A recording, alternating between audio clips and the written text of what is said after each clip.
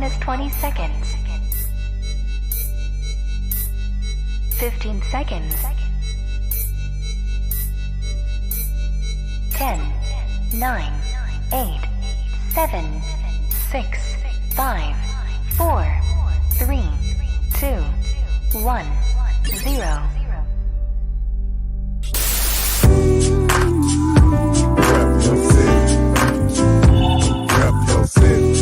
Okay. Rep your city. Let me see the mic. Rep your city. Give me the mic. Rep your city. I got you. Rep your city. I'm gonna tell you about mine. Rep your city. It's time for us to go live, so rep your city. I really would appreciate if y'all roll with me. Feeling this music cause it makes me wanna step. And if you don't want it to, then you lying to yourself. Cause every time we party, we gon' have fun. I don't know about you, but I'ma rep where I'm from. Rep your city. Okay. Rep your city. Let me see the mic. Rep your city. Give me the mic. Rep your city.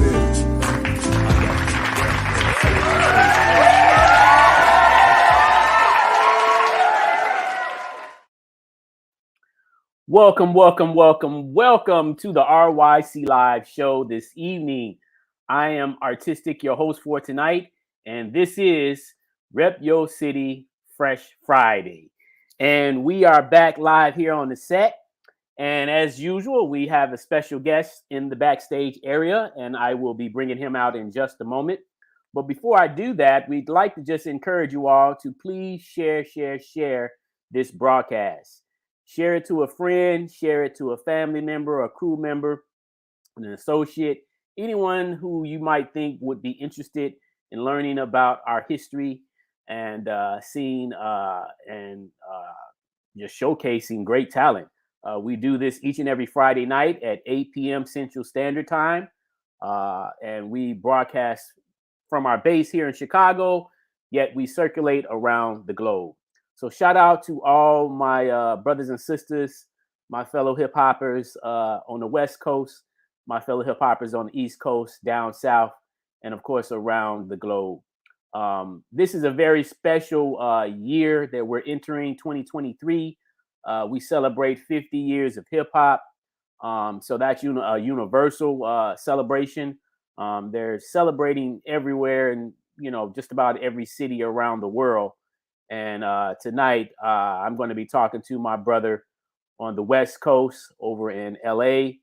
And without further ado, this is a brother that I've been corresponding with online. Haven't got a chance to meet him in person yet, but I'm looking forward to that.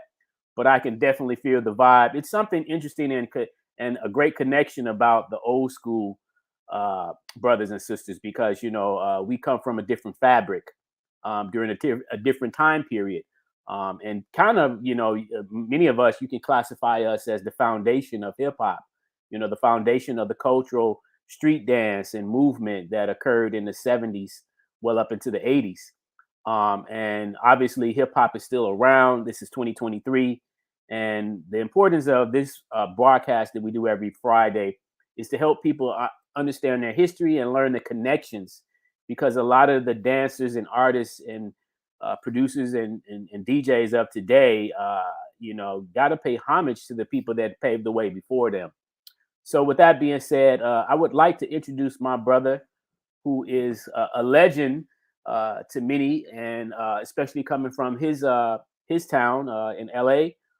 He practiced the movements of the robotic format, the Poplock and styles, the MaNnIqUiN, the Mime artistry, and several other styles mixed in within those. And we're going to allow him to talk about his history and break down any of the elements that he'd like to share with us tonight. So without further ado, I'd like to introduce my man, the brother, the one and only Midnight Dancer. There he is. How you doing, my brother? All right, I'm trying to do it like you. Okay, all right. Welcome to the RYC. Yes, sir. Yes, sir. Welcome to the RYC Live show. I appreciate you reaching out to me. Yeah. It's my pleasure, man. My pleasure. We try to reach out to as many people as possible, and especially those that will be willing to accept our offers. To get them to come on the show. How can And I say hey, no? You know, for a reason, right? yeah, it's interesting though because not everybody accepts it. Some people kind of feel like they don't want to share their history. They want to keep it to themselves. They feel like people be stealing and biting moves, and things of It's, that it's, nature. it's not that, in a way, it is. A lot of people with dancers. Hmm. See, now you say we can talk. Hmm. You like me. If I was to like explain to you and share with you history, you take what I shared with you, take it somewhere else, have a workshop or whatever, and share with them all that stuff. The first thing people are going to ask you, well, hey, where'd you get all this knowledge, this, that, and the other from? You're not going to mention where you learn it from. They'll keep it for themselves and Hmm. not reach out to the person that showed them Right. and introduce Right. them, the people that their audience, right then and there, to the person that showed them. So a lot of Right. times they'll people will take information and run with it, and the sources and the credit that's supposed to be given leave them out. So a lot of Yeah. people it, you Yeah. know. Yeah. So it's Yeah. understandable. And that is unfortunate. That do happen. That does happen. It It's does. unfortunate that it happens, and I can understand why some people would be apprehensive about doing interviews and talking and sharing things that they've Because you don't done. know a person's motives, Right. if they're really real ones, or if they're Hollywood trying to get clout and trying to get fame and Facebook, Instagram likes, and Yeah. type Yeah. of stuff, Yeah. you know. Well, one thing I could say, and I Excuse me. just want to put this out there to you and everybody that's watching for the record. I think it's a big difference between people on the outside looking in versus people that's already, like they say, there's three types of people. There's people that play the game, people that watch the game, and then there's people that don't even know the game is being played. And there's people that So actually live the game. yeah, yeah, yeah. Well, and that's my point. Like I'm one of them that play the game. So and which means I live the game. So Mhm. like it's different when you are a part of the movement versus someone on the outside looking in. Because someone on the outside looking in don't have a clue. You know, They don't know but the struggles and sweat and stress yeah. with it. They don't. They don't understand.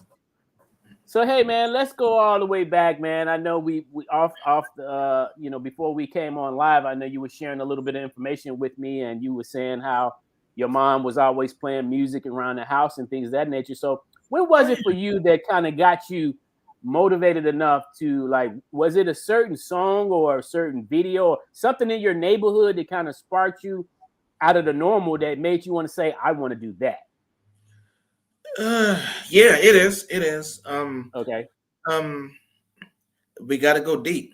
Cause my mom, she was always playing music, and then my Okay. grandmother, she had records. She was playing 45s and 33s and 38s. So my grandmother had, she had big Okay. band era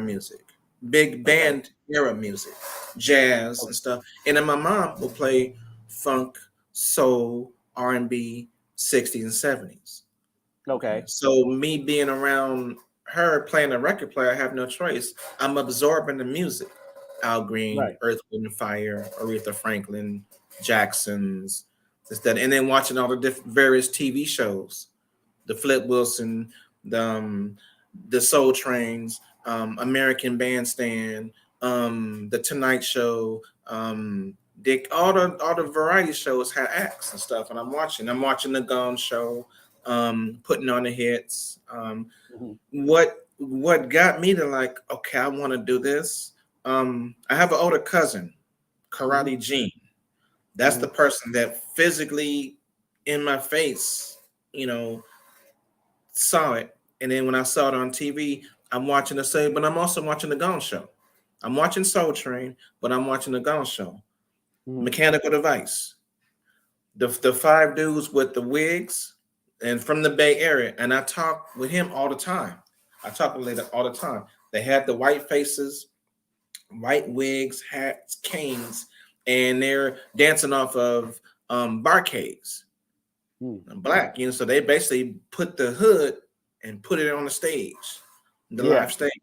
But now I'm seeing that. Oh, okay. So I kept that in mind.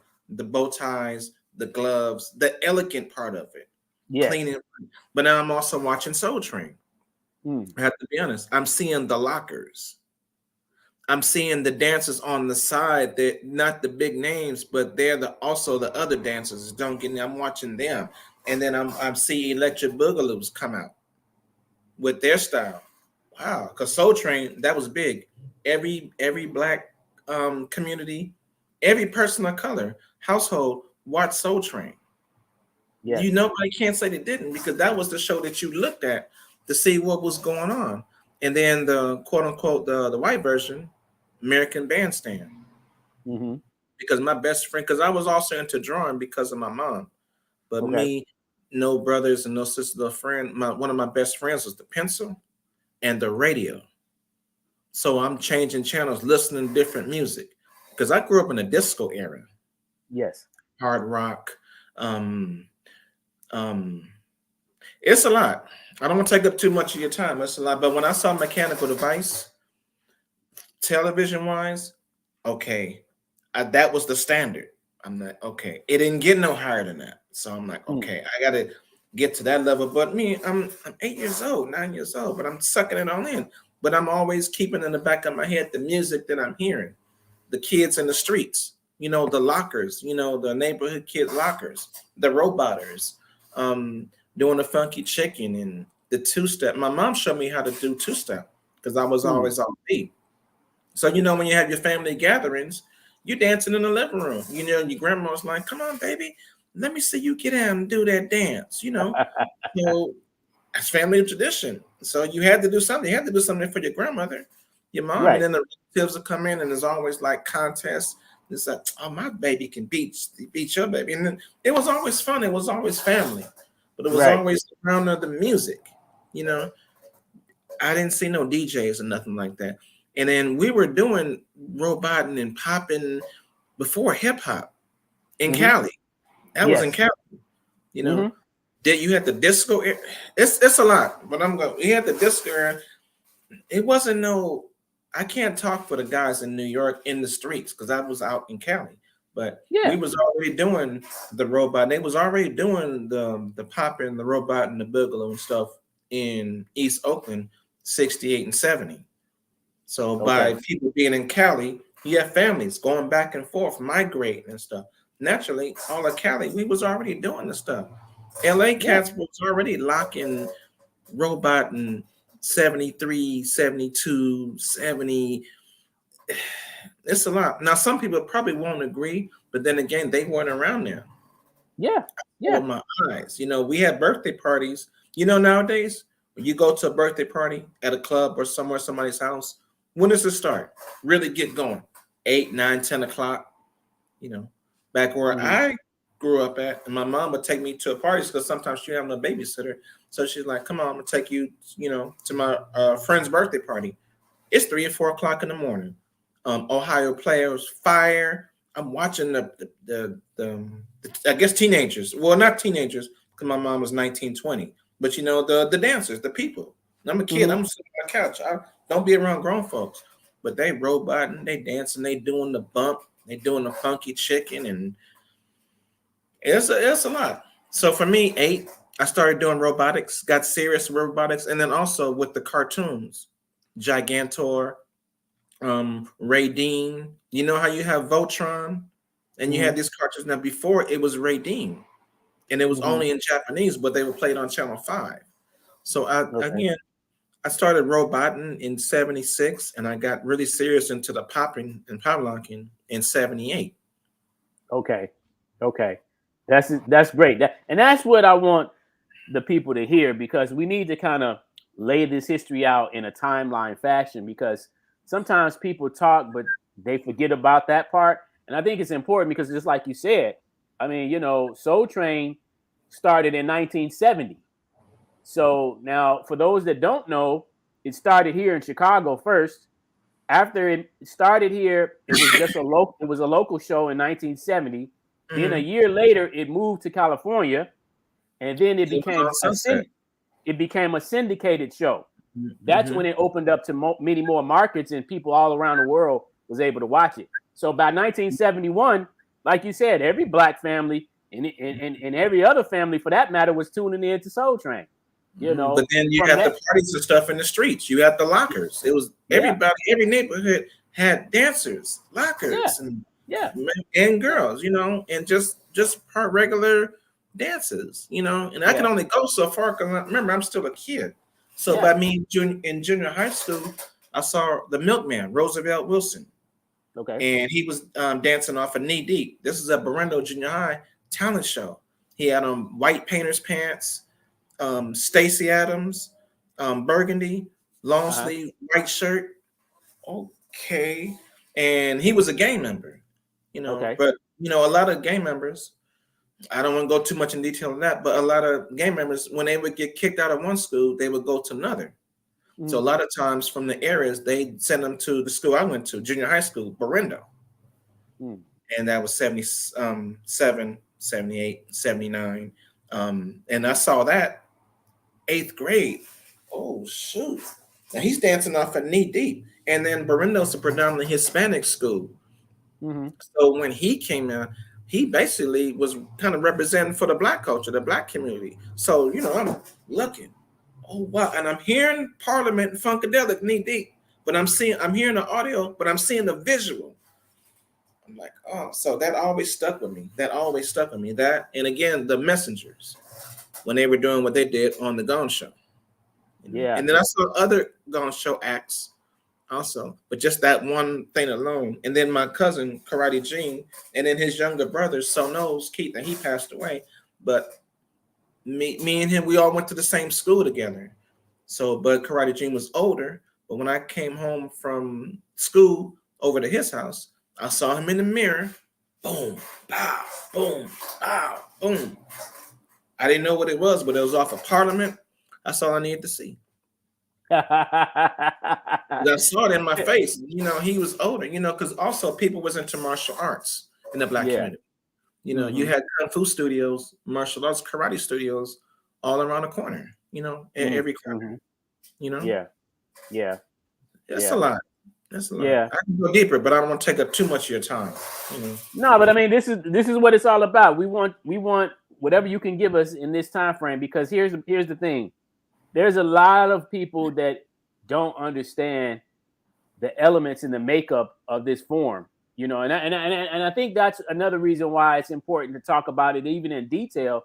Just so, for example, I interviewed Poppin Pete about 2 years ago, and Poppin Pete, like back in the 80s, I remember breakdancing was huge between 1983 and 1984 because of the movies, Beat Street, Breakin', you know, Flash Dance, you know, all these movies had came out and people were doing videos and stuff like that. So the dance was exploding. So every time someone approached you as a dancer, they would immediately say, oh, you must be one of those break dancers.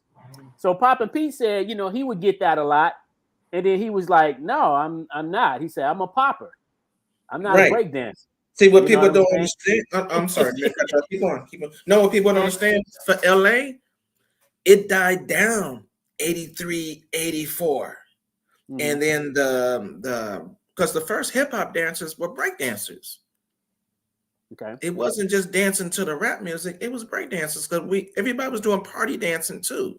You know, so as far as the streets, the hood dudes, the popping kind of died down, and then the trendy dancing started coming in, and a lot of people kind of don't know what it was like. A lot of the techno music, but it was speeded up, but it wasn't popping. It was dancing with it. And then you also had the combination of people trying to be Michael Jackson, and this is from my perspective, from what I'm seeing. Michael Jackson, you had Prince, you had Rick James, you had all these funk bands. So people are trying to imitate Michael Jackson like to the fullest. So like the popping started died down 84, 85, but now the breaking come out. Ooh, it regenerated. Now the veterans in my era, they had kind of already had stopped. They you know, chilling out, because remember the crack cocaine came in. That changed a lot of stuff. The DJing came in. That changed a lot of the way the music was being presented. at parties. Yeah. And that goes to Uncle Jam's Army. You ask anybody around that was a party, know about Uncle Jam's Army. That was the biggest party in LA, Cali, period. Sorry, some people might disagree, but I know what I saw. 10,000 people on the floor, crowd in the LA Sports Arena. Yeah. So now breaking comes out. Wow, what is this? For the people, the new generations coming up, that next era, that was fresh to them. People in my era age, we looking like, oh, okay. You're trying to bring it back, you know. But again, when I saw the Electric Boogaloos, it was different to me. And I saw Pete, and I even tell Pete, like Pete of today, 2022, real good dude. Yeah. His style has evolved, whatever. But me personally, I like old Pete. I do. His old stuff. I do. I tell him that. Because it was raw, aggressive, loose, and it was just, I don't know, I just like that original era because everybody was different. Yeah. Nobody was duplicating no other dance artists or moves.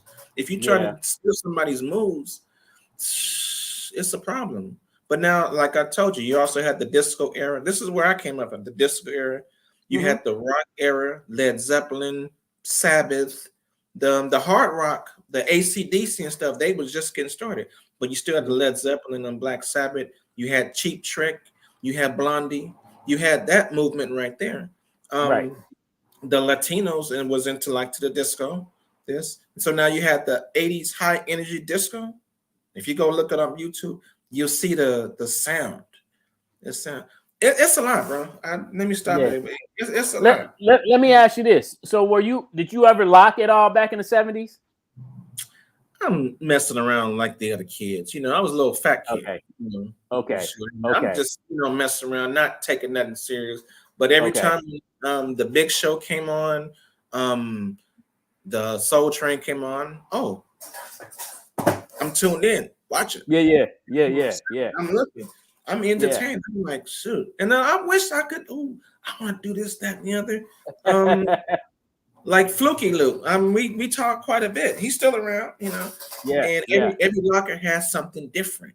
Yes. And for me personally, I was just totally entertained because I like to dance. My mom was already putting music in, you know, and then my beat being drawing, I can't even talk. Nervous. Let me calm down. By me into drawing and art, watching a lot of TV, and again watching a lot of Soul Train. I made sure I watched it every time. And then every Friday, 7:30, Disco Fever. That came on. I made sure I watched it every time it came on. So was that a show out there in California? Disco Fever? Danny Terrio. I'm not sure if that's his name, Terrio, and he was always hosting. Every segment, it'd be a different routine, and it'd be like a dance competition, the guy and the girl. But then there was this couple, and they had these cellophane suits. I'm like, wow, what is this? And they're hitting, boom, it's loose, but boom, it's popping. Now this is Disco Fever. Everybody's trying to do John Travolta because remember Saturday Night. That movie was in popular. So it was a lot of different things all at the same time. And time went back so fast. It depends on what community you were at. You know. Now let me ask you. I know since you were out there living in California and Soul Train was out there and you watched it, did you ever get a chance to go to the set of the Soul Train? I tried, but they were picky and they saw me. They're like, okay, they'll pass you in. Popcorn got in. Okay. He snuck in and he got in, but I said, let me try because they were having the things at Sunset. But now you're in the parking lot, you see people trying to come in, and then you see what the attitude was, the mindset. But they saw me, they're like, okay, you're not passing. They were letting people pass and sending other people out. So after that, I'm like, man, forget all this. You know, I did try. I did try one time. Okay. Wow. So that's what it was. Like you had to kind of get picked to get in there. As far as I know, from when I went there, they had you in a certain room and they started eliminating people. You, come with me. We don't need you. Thank you anyway. I said, oh wow. For some people, you got to talk to Popcorn because I know he managed to get in. I managed to see him on the show. I'm like, damn. I was cool with it, but I Yeah. kind of want to get into. But like you talk to Scorpio, you talk to Pete, they'll tell you how it all worked. But I did try. But Yeah, you know, yeah. That's what's up. That's what's up. Yeah, I've heard stories. And and it was the same thing here in Chicago before it went to California. They said the kids were lined up, trying to get into the studio for the show. oh yeah, they were lined up going down, basically down the block trying to get in.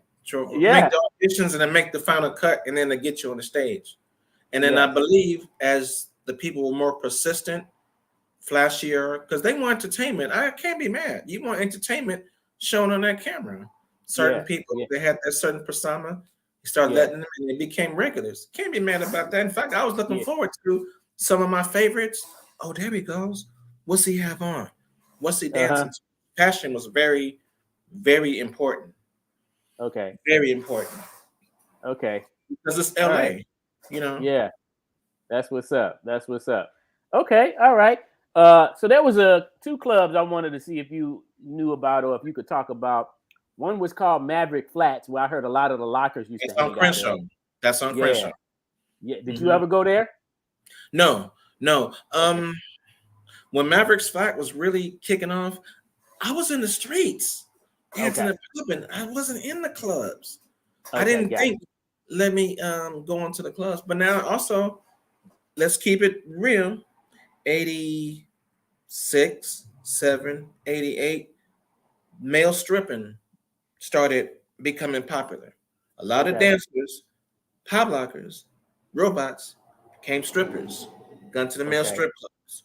Eve After Dark, Tigers, Infinity, strip clubs. They figured, hey, we can pop, dance, or whatever, and strippers. Because people saw Chippendales. But now wait, people of color, blacks, not too many Latinos, mostly, the blackheads. They go to these clubs, and that was done. That was another hustle. So it got to the point you was dancing, you was into sports, you was a stripper, you was in the gang culture, and then with the gang culture comes the drugs, the drug selling. Or you kind of was in school, but school wasn't really being pushed like that, But then again, back then we had a lot of programs, and I speak on that constantly. You can go to school, learn how to be auto mechanic. They had culinary arts. They had home economics, teach you how to manage a home, banking account, how to manage your finances, how to get a job, how to make a car, electricity, how to be an electrician, how to work with wood. They had these classes. So it was a lot of options, but they cut out a lot of these classes. And it's messed up. That's why you see the youth kind of acting the way acting now, because it's not too many options compared to the options me and you had. Right. Okay, what about the other club that they had out there called Radiotron? That was a club breakers ago, but that was you have to have somebody actually was there all the time. But that was a club for the hip hop era, the breaking era, the popping, the graffiti, the DJing and stuff. But now, before you had Radiotron, again, go back, Uncle Jam's Army. Okay. That was the place. You have to ask Egyptian Lover, but if I'm not mistaken, Egyptian Lover, Battle Cat, Arabian Prince, Silky D, Lady Silky D. Watch, I'm gonna forget some names real quick. It's three more. No, but they were setting the parties. They were creating the parties, and it became halls to full stadiums, packed. Wow. So Radiotron had maybe 300, 400, 500, 600, maybe 1,000. Uncle Jam's Army, they had 8, 9, 10,000. Wow. And you had people come from all over. So now, and you mentioned Radiotron, you go and know any problems, street, whatever. No, you go there, it's safe. People are dancing. You got the DJs, the guys are meeting the girls are meeting the guys, the break dancers are battling, the poppers are doing what they're doing, they're locking. You had the whackers and then you had the show Fame. So that was there was also another aspect. People can incorporate modern dance, Because back then, my high school was Manual High. So they had a music class with a live band. So they would play live concerts in the quad area on Fridays. And then you had all these different classes. And I was in my art classes all 3 years. But you had the economics, the auto mechanics, whatever. But then you also had dance classes. You had ballet. You had tap.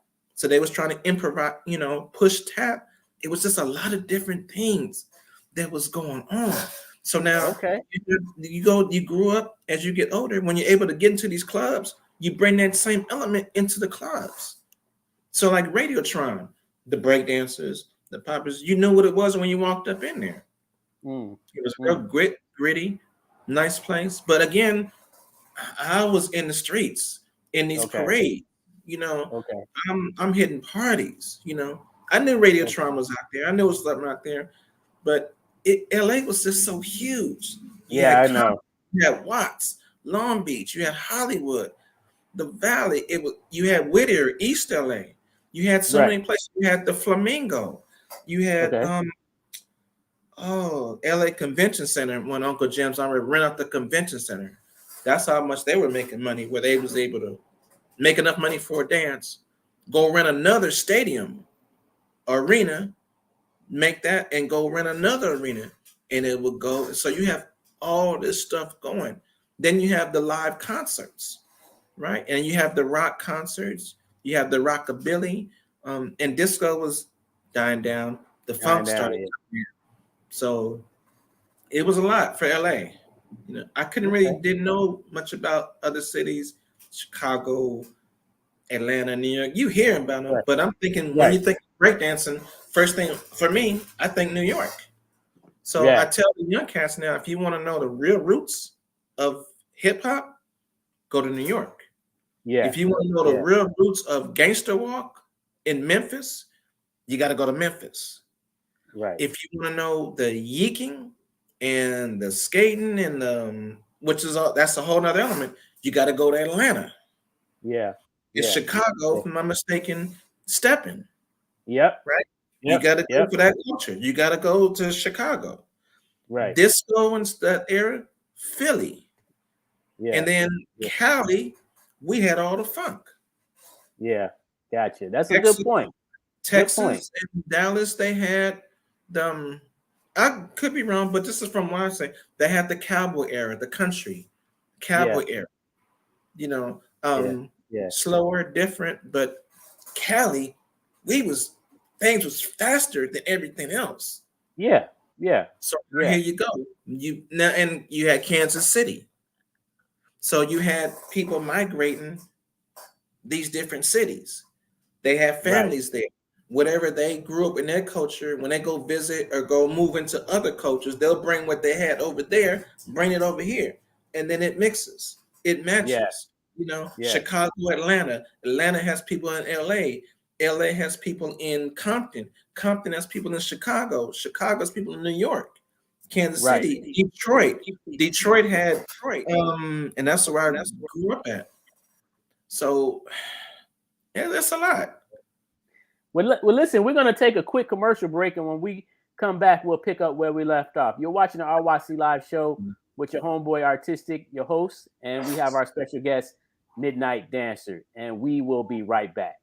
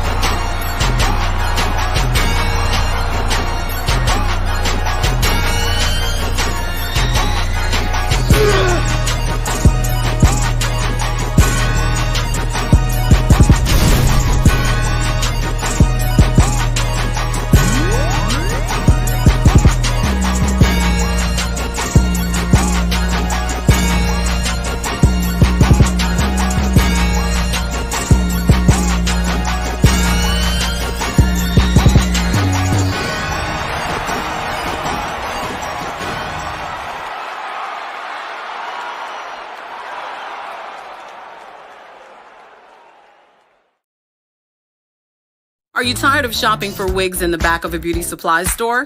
At Random Glam Wigs and Accessories, we give wig lovers the shopping experience they deserve. Personal attention in a chic boutique atmosphere. Fabulous wigs and unique accessories, all at affordable prices. Try on as many wigs as you like. Our friendly glam consultants will be happy to help you find the perfect look to fit your lifestyle. Be a Glamazon and discover Random Glam Wigs and Accessories. We are conveniently located at 7207 South Exchange Avenue in the historic South Shore District. Shop where you're appreciated and get the personal attention you deserve. Visit us online at randomglam.com. Random Glam Wigs and Accessories, 7207 South Exchange Avenue.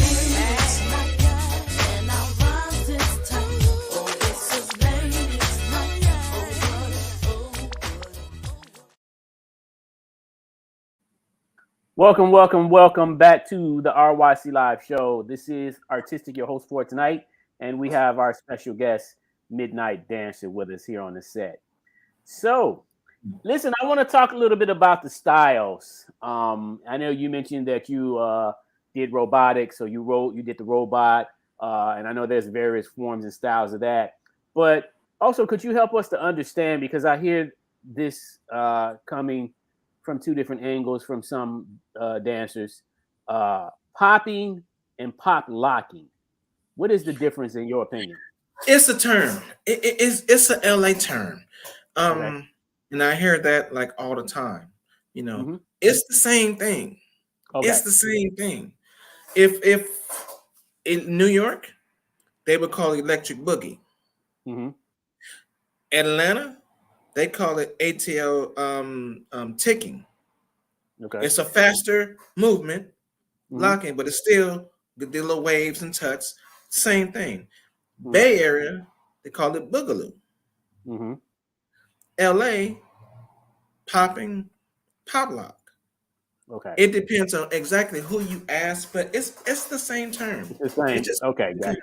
Same, you know, whatever section you're from. It's the same thing. Okay, all right.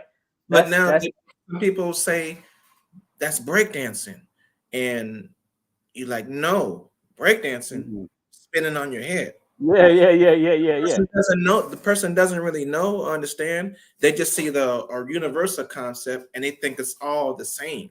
When it's like, no, breakdancing is spinning on your head. The popping is like the robot imitating a human as it's dancing music. That's when I do my workshops in tutorials. I tell people from my perspective, but then you have different perspectives. But as far as your question, it's the same. Okay. It's just it's LA culture. It's Los Angeles culture, South Central, LA, Southern California culture, not just LA, Southern California. The north is boogaloo. Down south. Now, there was a book that came out. I don't know if you were aware. I'm going to show this in 1 second or so. So there was a book that came out in 1984 called Breakdancing. I actually had the original. I had an original copy, and then I lost it. And then I just got another copy recently. So this was the front cover of the book, right? Okay, so it talks about the dance. Now, inside here, they have a picture of Poppin' Pete, right? That's old Pete. Right. Yeah, this is old Pete, right? 1984.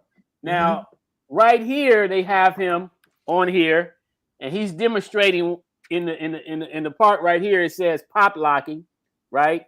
But now he told me about when he was a part of this project. He said, now they named this breakdancing, but he said when they interviewed him and they took the pictures, they told him that he was going to be working on a book, that was going to feature street dancers. So he's like, okay, cool. But when the book came out, he looked at the book and he said, why is this called breakdancing? I'm not a breakdancer. See, that's what I was telling you earlier. That's what I was trying to tell you earlier. You give somebody some information, and then when they go in their way and it's different, you can't go back and see right there. That's why people sometimes are hesitant or sharing the real information. Yeah, and this right here, he's doing tutting poses. But it's tutting poses, Yes. And then if you notice in the background, you saw the graffiti. Yes. And I saw a LA game, but I'm not gonna name it, but I saw it on there. But again, it's street stuff. Yeah, yeah, yeah, You know, yeah. but no, Yeah, he's not breakdancing. Breakdancing is yeah, spinning on your head and stuff. yeah, yeah. So, and I just, it's interesting because I actually reached out to one of the photographers for that, who was actually living in Chicago at the time, because they had different segments, Chicago, California, New York. So they went around, to the cities around the country. But one of the photographers from Chicago took some pictures, and he was explaining to me. He said, "Hey, I just work for the company, and they just told us to get the kids together in different areas in different cities and take these photos." He was like, and the reason why is because they were trying to go to the press, because that was around the time that breakdance was so popular and everybody was trying to cash in to make money, Right there, you just said it right there. Money. Yeah. And like you said earlier, popping at that time kind of had simmered down and breakdancing was at its height, and everybody was that, and that's again. Well, no. The poppers, the real poppers, they kind of a lot of them, not all, some, but a lot of them simmer down because it, trends. Dances are trends. Yeah. So now the breaking came out. Oh, okay. Yeah. Because also when you look at that movie that Shabba-Doo appeared in, him and Boogaloo Shrimp, the movie Breaking, they was like, okay, now that name of the movie is said Breaking, but Shabba-Doo was a locker. So they was like, we had the discussion where we was like, why they got the main cast dancer in the movie? He's not a break dancer either. He can do it a little bit, but his main dance style was locking, So, but they said they went with that because that was the more popular dance style at that time. See, so they didn't want to call the movie rock. They wanted to be popular. They wanted to be popular instead of wanting to be real. Yeah, they was real. They a whole different thing. Trust me, people vouch for what I've just said. No, they want to be real. Yeah. Please, no. It's not breakdancers. We're not breakdancers. Yeah. So let's talk about some of those styles again. I know that again out in California there was various styles starting in different areas. Like when I talked to Poppin' Pete, he said him and his brother Boogaloo Sam came from the Fresno area up north in California. And they had that Boogaloo style and things of that nature. But I know there were different styles throughout different areas, like you mentioned that Bay and and different parts of California that had these styles. So because I actually learned how to pop from a friend of mine, and I would have to look back at my notes, but he actually is from Chicago, but he would go to California like every summer or sometime because his mom had moved out again. there. Like I was telling you, people, they migrate. They go back and forth. Yeah. Right. So we had never witnessed anybody pop up close and in person during that time, right? And this had to be around 82 or so. And when he came back from California, and he was a cold ticker. He could tick, like real good, like he was cold with it. And they was like, go ahead and do that popping stuff you be doing, man, one of the neighbors. So he went into this whole routine. And we was like, man, how you do that? It didn't look like he had a bone in his body, right? And he was like, oh, man, I learned something from some of my homies out in California, And we were amazed, man. It was just like, wow, that was, we came up from an era where we would pop off of full songs, 15-minute records. Be deep is 15 minutes. Yeah. You have to dance and not do the same move twice. Right. You do on the spot. Right. So you do 15, 20 minutes or even 2 or 3 songs, period. Right. Right. Right now it's what, 5, 10, 30 seconds, 45 seconds. Yeah, it reduced down a lot. Water, take a break, had to, but yeah. So what were some of the dance styles that came specialized for you? Like I know some dancers kind of made up moves and called them their own, So did you have any in particular?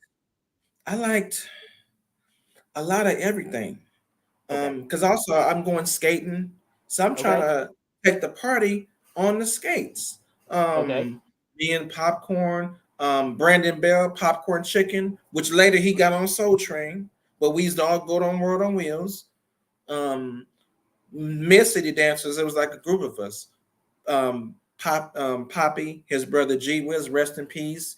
D, Slick, Popcorn. We go to the skating rinks and we're doing the dances, but it was depending to what the music was. For me, the stuff that I was doing, I would do it, and then as other stuff would come in, I'd bring that in with me. I keep it in the back of my head. And then it depends what the song was telling you. With the music, you translate the music into physical form. So if it's a hip hop song like New Jack Swing, something, you're gonna be dancing trendy New Jack style. You're not gonna really be popping. I mean, you can, but you're going by what the music is telling you. You know? If it's Parliament, you're gonna go in, boom, pow, boom, pow, boom. You're gonna get it in. If it's Funky Town by Lips Inc. You're gonna go in. Yeah, that's true. But now I had never thought about. I was talking to one guy, and I can't think of who it was at the time. I didn't talk to so many people, but he was telling me that, and I had never thought about this. But when he said it, I was like, "Wow, that's really true." But he was saying like how the music dictated the dance. You know, so like you just said, you know, all depending on what type of music was playing, would pinpoint what type of dance moves were going to be done. You know, and then also you in the parties and stuff, you're dancing with girls, right? So you're not gonna be popping with no girls. You're gonna dance and you get your freak on, and Okay, also the new wave era was kicking in, England, UK. So here you go with the mod squads, long trench coats. The Buffalo girls, the Buffalo guys with the ball heads, the Levi's flooded with the Argyle socks and penny loafers, and you're doing Mime, you're doing Malcolm McLaren stuff. The music would fuel you. You know, it would take you there. You know, I want to send a shout out to my homeboy, Mr. RYC Live himself, checking in, and he actually just made a comment here. I want to read it real quick.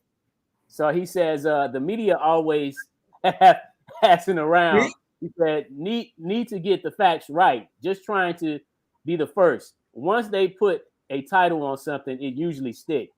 Breaking isn't pop locking isn't ticking, and drill ain't hip hop. you see? And again, pop locking is a term. So it's a term with popping. You got the waving, tutting, taking, the bopping, you got the popping, the hit, and then you got the combinations of different things. Same like with the chart that I showed you. It's different combinations, you know? Right. And then some people would lock and do the basic fundamentals with locking, the positions, body positions, but bam, bam, bam, they would hit with it, you know? But now everybody was different. My era, everybody was different. You would imitate a snake. You would imitate Frankenstein. You would imitate a zombie. You would imitate a puppet, a marionette, a soldier, a scarecrow. You would imitate those characters as if the character was dancing to whatever music was playing, if that makes sense. So you being a locker, you're hearing music, you're locking. Right. If you're a ballerina, you're hearing modern dance, opera, you're going to do ballet. Yeah. If you're hearing musicals like Kraftwerk, Johnson Crew, you're gonna robot, bop and pop. You're gonna hear some funk, you're gonna pop. You're gonna hear some breakdance music, some James Brown, turn it up, turn it loose.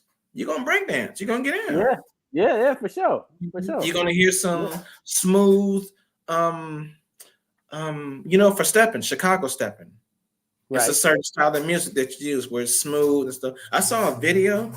Oh, it was cold. I was trying to share it, and I guess it was a ball and it was an event. Everybody was dressed up, but they had the stepping contest. Okay. So it was one girl, two guys, and they would all be in sync. And that reminds me like when you go skating and you do trios and trios only. So you twist around and stuff like that, but it was smooth. It was smooth. She had the heels. They had the suits and ties. That's Chicago. That's Chicago stepping. Yeah. You know, Shabba-Doo is originally from Chicago as well. And when I talked to him before he died, you know, I was actually trying to set up to do an interview with him, but we didn't get a chance to do it. But he was saying how when he was here in Chicago, he said Chicago was about being real cool and smooth, like you just said. Then he said when his mom decided to leave Chicago and go to California, him and his sister, he said when he got to California, he was like everything was bright and alive. You know, like he said, you know, he met Don Campbell, and he said Don Campbell was hopping and jumping and kicking all over the place. He's like, man, we didn't dance like that in Chicago. He's like, you know, it was just a totally different vibe, you know. And I was just like, wow. Every city's have different vibes, you know. Yeah. But now it's about respecting the different vibes. There's nothing wrong with every city being different. In fact, that's a good thing. Yeah. You know, come let's check out Cali. How they do things in New York.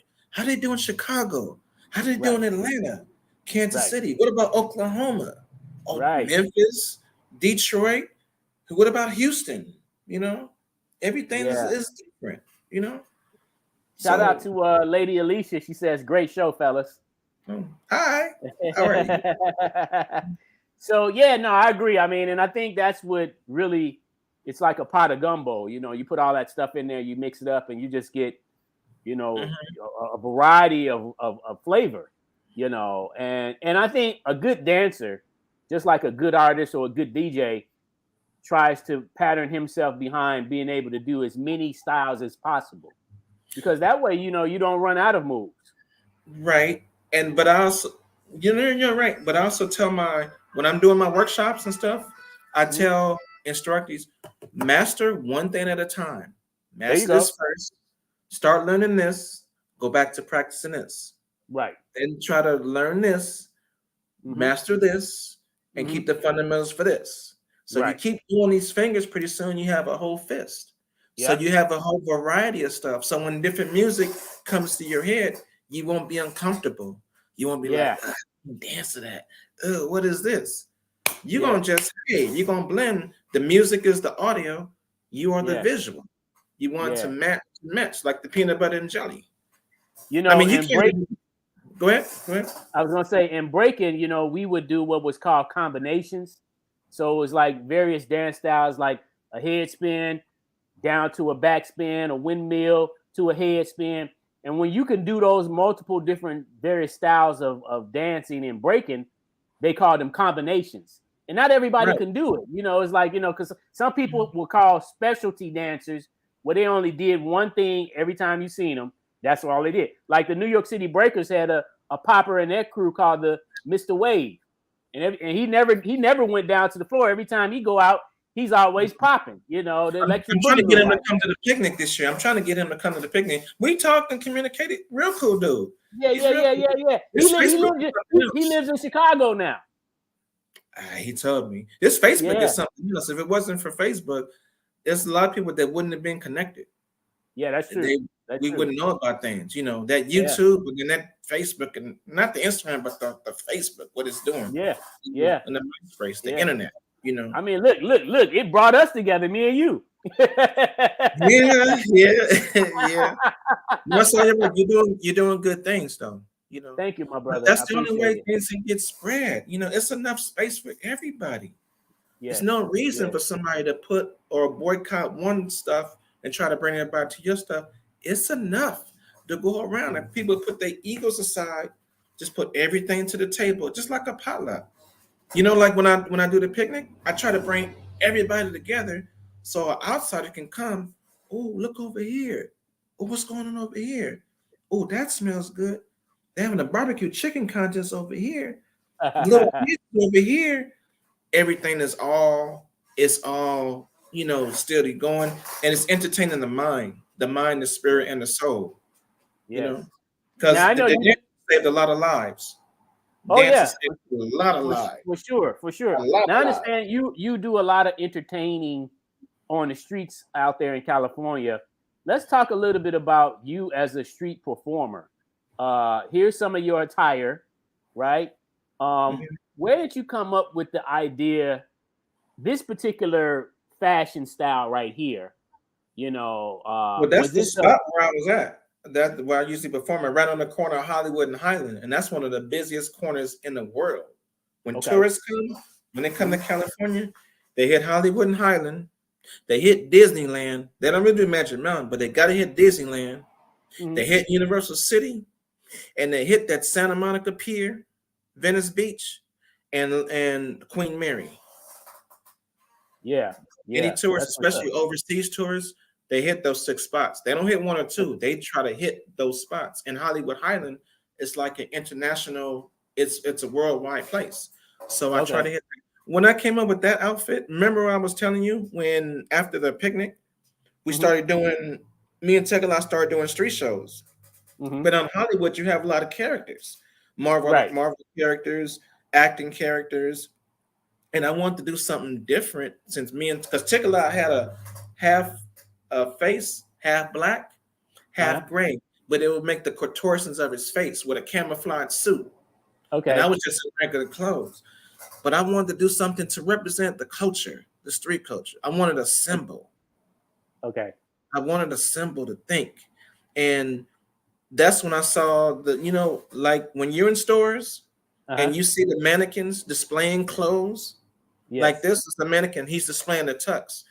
What if that mannequin came alive and started acting human, hopping and dancing like a human? It's not going to be the same. Like when I'm doing my shows and stuff, the music is a little faster, and I make the mannequin faster and different because it's trying to imitate a human. So I become lifeless there, and in an instant, become a living mannequin, breathing. And then when I get back in mannequin form, I got to stop breathing instantly. It takes practice. So the hat, the bow tie represents elegance. It represents intelligence. The cane and the top hat, the Broadway stages?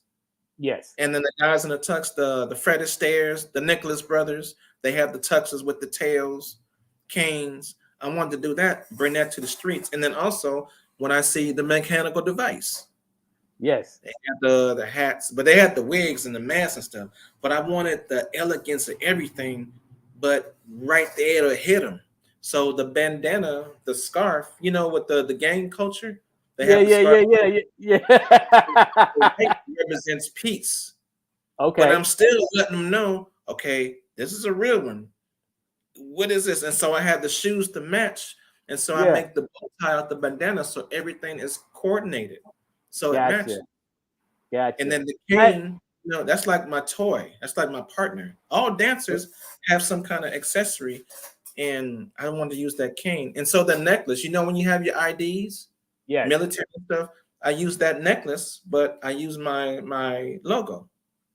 So when they see it, I can identify with it. And then the lollipops, that's in my pocket. Those are lollipops. It's for the kids, for the ladies. Because a lot of times they're scared. They don't know if it's real or not. So, so the mannequin is like, it's like not an alter ego, but he's real romantic, but he's real aggressive. He doesn't tolerate nothing, and he's having fun. He's teasing the kids. And then the women, you want to be romantic. So I offer the women a lollipop. The kids that are scared at first, because they're kids, they're crying. I don't have no face, and I'm moving and dancing. They're scared shit.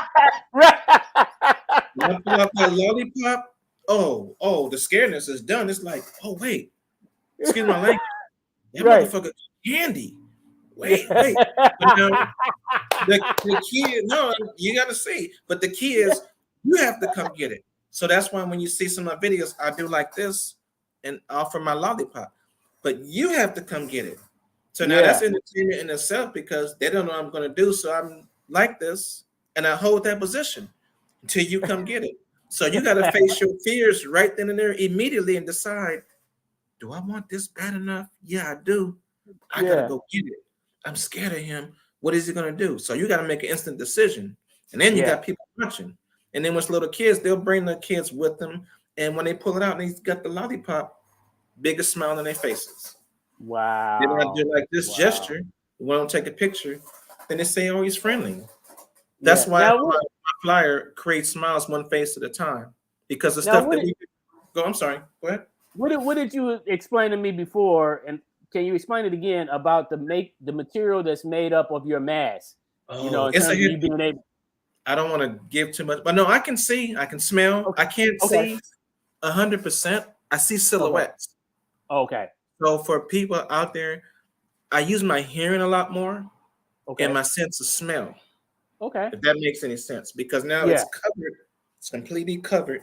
So Mhm. I only see maybe 60%. So I see Oh wow. shapes, I see Okay. colors, but now if somebody's walking behind me, that's when my ears kick in extra gear. Yeah, I yeah, can hear yeah, yeah. somebody walking behind me. I can hear somebody walking. So I'm looking this way, but I'm using peripheral vision this way, and my hearing is going out here. So I'm hearing them walking. I'm hearing them standing there talking. And especially if it's nighttime, I only see shadows. You know, Okay. like if we would see spirits, we wouldn't Mhm. see ethnicities. We would just see Right. the shades and heights. That's Right. a lot of times. But then as I get closer and they get closer and I hear the voice, then I can see color. I can see ethnicities a little bit, but I can't Okay. read a phone. I can't I can't read stuff. Right. Right. Right. Right. Right. But I can breathe and stuff like that. So Wow. now I gotta make it look unreal. Yeah. You Yeah. know, so people can And look how long? and How long have you been doing that with the mask? That performance, the performance, street oh, I performance. started doing that. Remember after I told you when me and Tickle started doing street shows and I want to bring a character, and that's my main partner when we do street shows because he makes his own Iron Man suit, the Bumblebee suit. I had Right. him make that for me. That was 2007. Oh, okay. Gotcha. Gotcha. Hollywood was doing all these characters. I wanted something different, Yeah. but I wanted to where when people see it, oh shit, and they hear the music, so they're putting two and two together. What does he do? And they tip it just like when you go to your job, you put $1 in the soda machine, you hear all the noise and contraption, soda comes out. Put the money in my tip box. I might come alive, maybe. It depends. Because remember, I want to have fun with the people. Right. You Right. know, Right. they put the money in. I shake their hand, throw the wave, throw it back to them, and that puts them on the spot. What they're gonna do? Offer them the cane. Then the lollipop comes out. Get the Yeah. candy in, and they get 5 seconds a minute of entertainment. Okay. Gotcha. So I try to get back because the stuff that we do, the poppers, the street dancers, we create smiles more than what doctors can. Okay. And I can vouch. Like you have a family member that's in a wheelchair, so they're trying to enjoy the day. They're going through pains or whatever. They come across me, oh, big smile on their face. Kids in a wheelchair, jumping, dancing. He's moving. It's tight. The parents see that. They're like, what the fuck? Then they get teary-eyed because they Yeah. make their kids happy, Yeah. And then I Yeah. had a homeless lady. I was on a corner of Vermont and King, and the bus stop is here. I'm posted here. There's a Carl's Jr. back in the back, but it's a wide open sidewalk. It was a homeless lady with 2 kids, and she wanted to give me her last $2 because I made her kids smile after 3 months in like less than a minute. But I actually had to talk because I don't talk. When you Okay. see me, I don't have no face. So I'll gesture. Yeah. If they, people say, "Hey, do you talk? Are you real?" Mannequins don't talk in the stores. I'm not gonna talk for you. Okay. Gotcha. She had told me that I made her kids smile. I'm homeless. This is all the money that I have. But you deserve this because I said, no, man. I give that back to her. And I even asked her, got something out of my tip box. Take a couple of dollars from there. We took pictures because I made the kids smile. Gotcha. And people don't ever want to talk about that. Yeah. The shows it brings joy to joyless people. You might have a hard day. You come in from work, you frustrated, your boss pissed you off or whatever. You come across me or one of the other guys doing this stuff. Oh wow, you got a glimpse of happiness. You forgot whatever your problem was and having fun for a minute. And to me, that's more than a tip. And I've seen it happen with Gizmo, Flat Top, Tick-A-Lot, Illusion, 2 or 3 different times with different ones. For me, it was like 3 or 4 times. Gold Mine, where we make people forget about their problems. But now we're also representing a culture. So whatever you saw on TV, that's TV. You're seeing it live and in living color. And that's including the Bay Area cats that's at Fisherman's Wharf or wherever they do their street shows at. We bring smiles on smileless faces. It's like community work. Nice. But nobody really wants to talk about that. So when you go to Louisiana, what's that? The festival out there that they have, the Mardi Gras? Oh, yeah. Medical go out there. Sometimes Gold Mine and a couple of them, they'll go out there. So people, when you guys see somebody in their character popping in the street show, support them. Because they're out there trying to entertain you and your families. That's what we're trying to do. Well, for me, but Yeah. sometimes Yeah. the tips are good, but a lot of times making a person in a wheelchair smile, person cerebral palsy, an older person, a senior citizen, make them happy. Smile at Right. least for 5 minutes and make the kids have fun. So I Yeah. like to offer a high five, but when they go give me high five, I move it out the way. Everybody's laughing. They try it again. I move it out the way.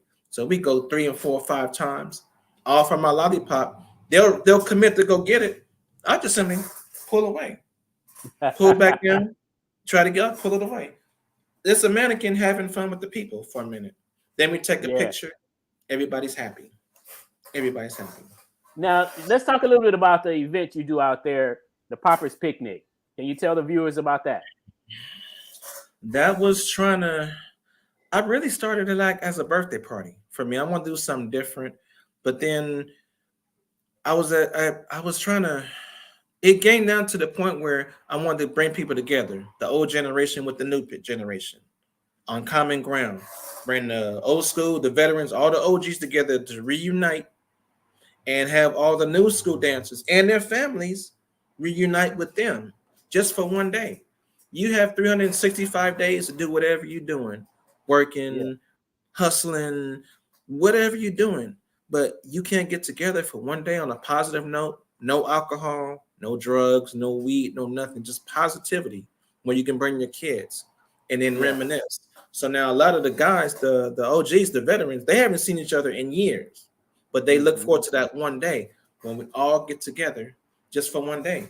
You'll get together at a funeral, you'll get Right. together at a wedding, you'll get together at a big concert. Why Right. can't you get together for a positive note and then make into like a potluck? You bring some chicken, I bring some potato salad, somebody brings some cookies, and then everybody shares. Yeah. So now here comes Yeah. the music. People are seeing with the music. How these the veterans, these OG dudes, what were they dancing to? And then you hear them talk, and then they're talking, they're reminiscing. So you're getting history right then and there. The wives or talking and getting to know each other more, or the female dancers, their husbands, because there's a lot of female dancers out there, Yeah. veterans. But now the only way for me to get them out, I had the street shows. I was pumping up the street shows and trying to get the guys to step up so we can represent and bring more people together. And that's all I'm trying to do. So it's spread it Okay. out now, but I talked to a person. I don't want to tell too much yet, but Chuck Okay. does his. He does something in Chicago. Right. I did one in Atlanta. I'm gonna try and do one again this year, September. I talked to a person in Houston. We want to try and do something in June. I talked to a person in Memphis, Tennessee, and I went to Memphis, done one already, smaller Okay. scale, and people don't believe because they never experienced nothing like this. Yeah. So, Yeah. Memphis, Atlanta, Houston. Chuck's doing in Chicago. I wanted to go out to Chicago. I never been out there. I Oh never seen man. it. Oh, I want to go out Yeah. there. We And got then to change that. the Oakland Boogaloo Barbecue reunion. They do that every year. They Okay. did the first one after they did the fourth one because a lot of those cats from up in the Bay Area, they came down to where I was at. Okay. And then I don't want to say how the thought came up, but they started doing this out there. I totally support. I went out to the first one and the third one, and so they started doing this. I think this will be their number 11. Okay. But it's Okay. bringing their community together. Chuck Yeah. is trying to bring Chicago together. What I'm Yeah. trying to do in Atlanta is bring the Atlanta Tickers and the Yeekers, bring them together. Right. Same with Memphis and then Alonzo in Carlsbad, New Mexico. This will be his 6th one. And the Okay. mayor over there, oh, he loves me to death. Oh my God, we have so much fun. We have so That's much cool. fun. But that's all. Just trying to reunite for one day, get everybody together. And the pop lockers, the street dancers, that's the entertainment. That'll be Yeah. their entertainment. Now the DJs start to come. Also, just to reminisce, talk, hear the music they've been played, and watch the dancers. Because when you're old enough, when we went to parties, the DJ provided the music, the audio, the dancers provided the visual, right? If you want to go in hip hop terms, the MC the host of the house. The DJ was the person that playing the records, the record player. The dancer was the visual. The graffiti part, the graffiti artist was the flyer. Right. Now, the dancer can't do nothing if you don't have the DJ playing the music. The DJ can't be hyped up and want to pump it up more if you don't see the dancers dancing. Yeah. Right? Yeah. Yeah. It makes sense. You gotta have all those components. It has all those components, you know. Yeah. But I was just trying to make it simple, but it just blew up to people. They come from all over the world, Ghana, and then the pressure is on me. MaNnIqUiN, when you gonna do another one? And they hit me up to this day. When you doing another one? When you doing another one? They're asking about this, and then they're asking about the Poppers Ball, the Poppers Ball dinner dance. So we did that at the Regency West, which is not too far from what the club you was asking about, Total Experience. And that it had 2 views, like 89 million views. Okay. Because people thought it was a tour. And we were just all dressed up in suits. And it was a certain video. So people thought it was young dudes dressed like old men with makeup and masks.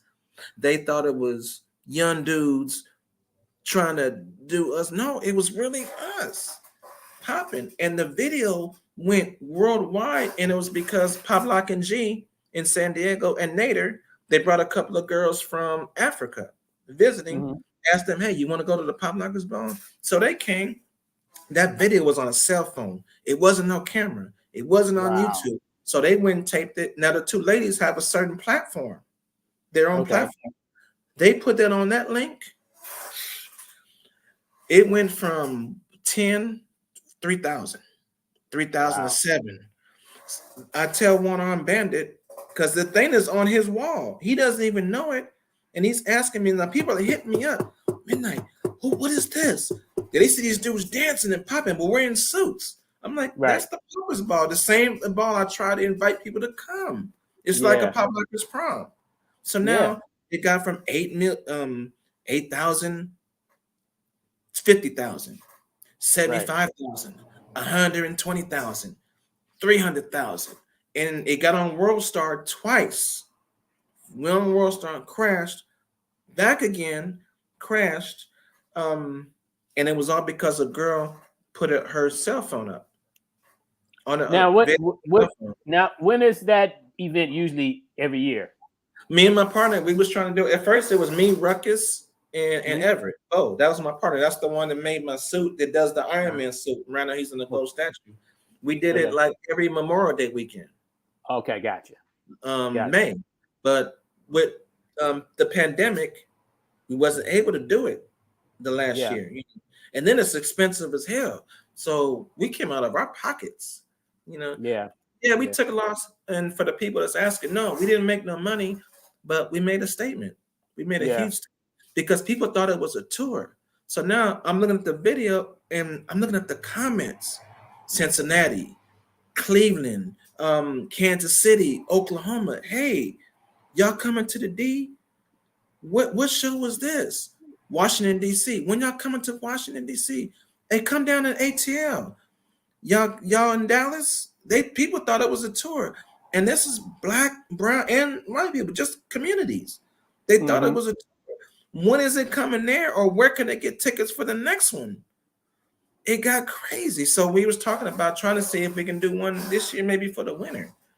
But it's expensive as hell. Well, I'm gonna definitely keep in touch with you, man. We're gonna go ahead and conclude. So I'm gonna show this picture here where people can contact you for booking, right? Oh, sure. Yeah. I have another flyer that's more updated with pictures on the bottom. My Facebook is Ed Pruitt, MaNnIqUiN, and then you can see on the screen me actually in character with the red carpet moving, and it'll give you an idea, you know. But it's different. So you do birthday parties and festivals. I do birthday parties. I've even done a couple of church events too, like Halloween. They'll do Hallelujah, you know. So gospel music, no problem. I do hip hop, but I don't do with the voices. I don't do instrumentals because the music. The majority of my music is straight, aggressive, old school. That classic funk that makes you want to get up. and that techno. So when you hear it, okay, they already know he dances. The question is, what does he do? I gotta see it. I gotta see it. That's the song in mind. Because it's real aggressive. Remember that mannequin is real aggressive, but he's in mannequin mode. You gotta make him come alive, and it's like real quick. But that's all, bro. Just try to entertain the people as best as I can. What's up. So what good advice would you give any up and coming dancer today if they got a chance to talk to you? Don't be afraid to try nothing new. You can either gain or be the same. Don't copy nobody. It's okay to remember what somebody else did. If you like what somebody else did, just take it and flip it. Don't do it the same. Like you have Cheerios, I have Fruit Loops. Both the same shape of circle, but it's two different things. You know, so I saw this one move. He's laying down, getting on his ground. He's flipping. I want to take it, maybe twist it around. You know, and appearance. I'm real big on appearance because you see a lot of videos, a lot of stuff, and the people, they're just dressed normal everyday clothes. You know, if you don't have no respect for yourself and your craft, don't expect nobody else to have any respect for it. Good point. It's because you never know who's watching. First impressions are the best impressions.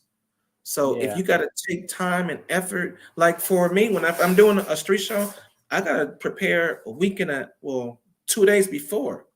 Gloves have to be washed, and then I have an extra pair. Hat has to be repolished, restraightened. The cane has to be correct. Shoes has to be white. I can't go out there looking raggedy because I'm representing a whole culture. I'm representing the city because you never know who's watching. So when they see it, it'll be no complaints. The minute something is dirty, take it off, change over. Appearance plays a part. Nice. You know? So you want to stand out. You know. Nice. Well, hey, listen. Go ahead. Hey, listen, man. I enjoyed this interview, man. I'm looking forward to connecting with you, man. And we're gonna keep in touch. You know what I'm saying? Keep me updated. You know, and hey, man. You know, keep like you say, keep the dance alive. It's because of you guys. It's because the people that you know, the women that you know, they enjoy the culture.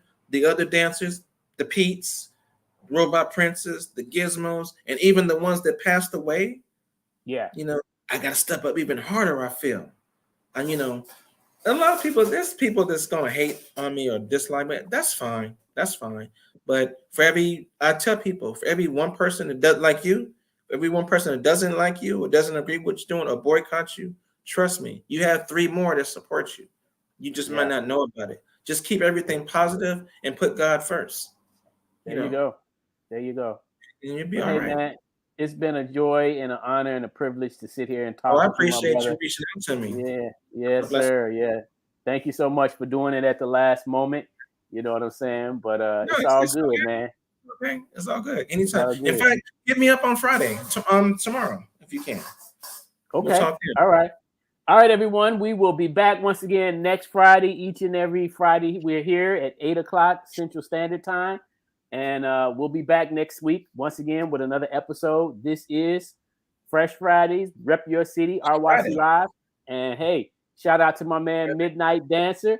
You know, Friday. And yes, sir. I want to come out to Chicago. I want to come out there. I want to bring the mannequin out there. We're gonna make that happen, bro. We're gonna make it happen. We're gonna make that manifest. Okay. So you enjoy it. We'll talk. Have a good night, people. We'll talk later. All right, man. Take care. Peace. Bye.